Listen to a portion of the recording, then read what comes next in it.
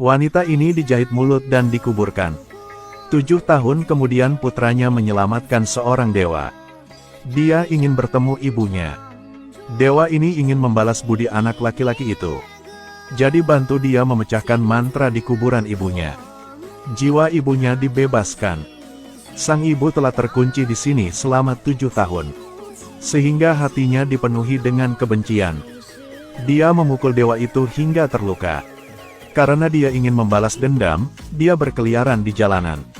Karena mata tidak dapat melihat, mulut tidak dapat berbicara. Dia menakuti penduduk desa. Suaminya juga sedang mencari anaknya, tapi tertangkap olehnya. Saat ini dewa dan putranya juga mengejar ke sini. Dewa tidak berkata apa-apa, hanya ingin segera membawanya kembali.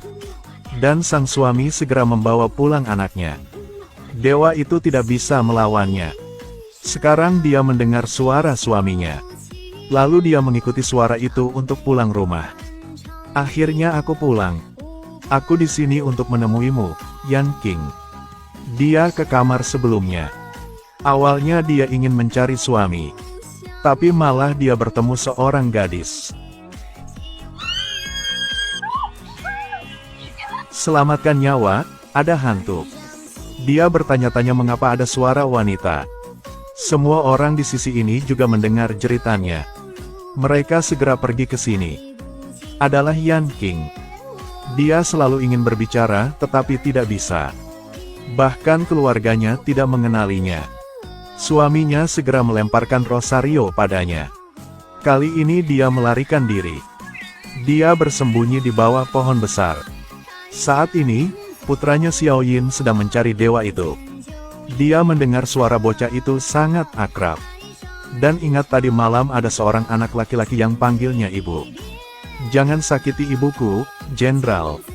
Yin Xuan, cepat pergi. Baru kemudian dia menyadari itu adalah anaknya. Dia bergegas terima anaknya. Saat menyentuh kunci kehidupan Xiao Yin, dia bahkan lebih yakin bahwa ini adalah anaknya. Dia dengan cepat menulis di tanah. Aku ibumu, Yin Xuan. Xiao Yin tidak percaya dia adalah ibunya. Karena dia terlihat sangat menakutkan. Saat ini, Di Jiachung juga sedang berpatroli di dekatnya. Xiao Yin menyuruhnya melarikan diri. Dia juga tidak berani berkeliling.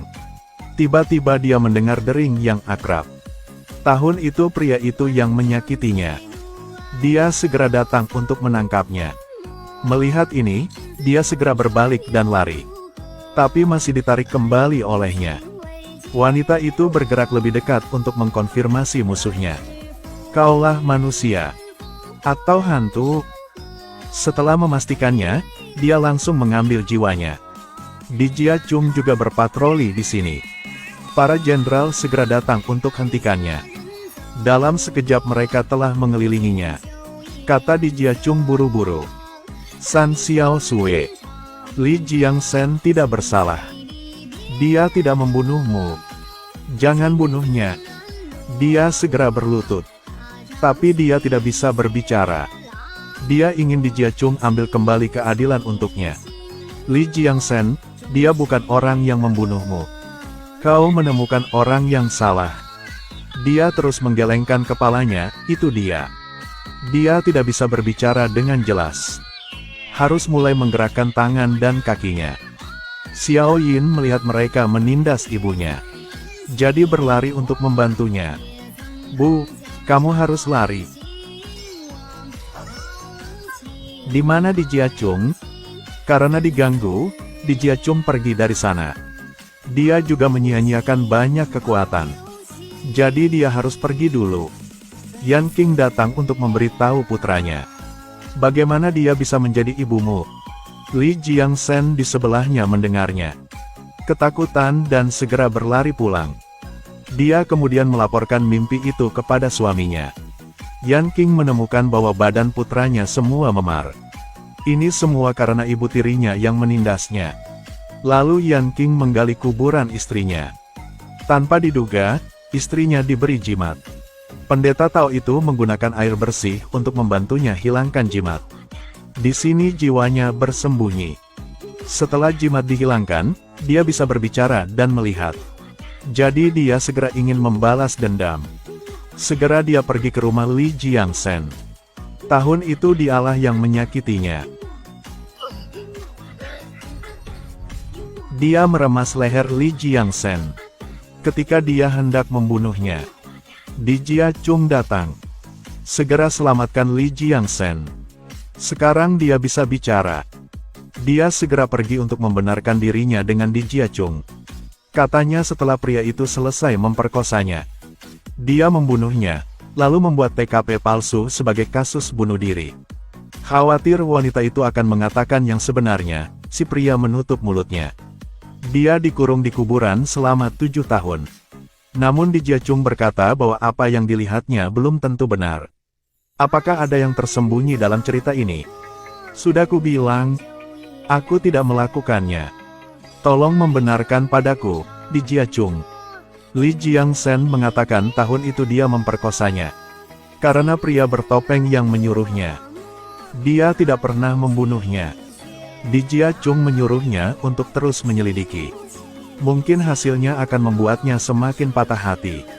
Wanita itu mengatakan tidak peduli apa hasilnya, dia harus menyelidiki sampai akhir. Kemudian Di Jiachung harus setuju dengannya. Tetapi jika dia ingin tinggal di dunia manusia, maka dia harus punya segel hitam dari dunia bawah. Dan Xiao Yin terus menangis sepanjang waktu, dia tidak ingin meninggalkan ibunya. Setelah itu, Jenderal Bai tidak punya pilihan lain. Ia harus mengajari Xiao Yin pergi ke dunia bawah untuk mencuri segel hitam.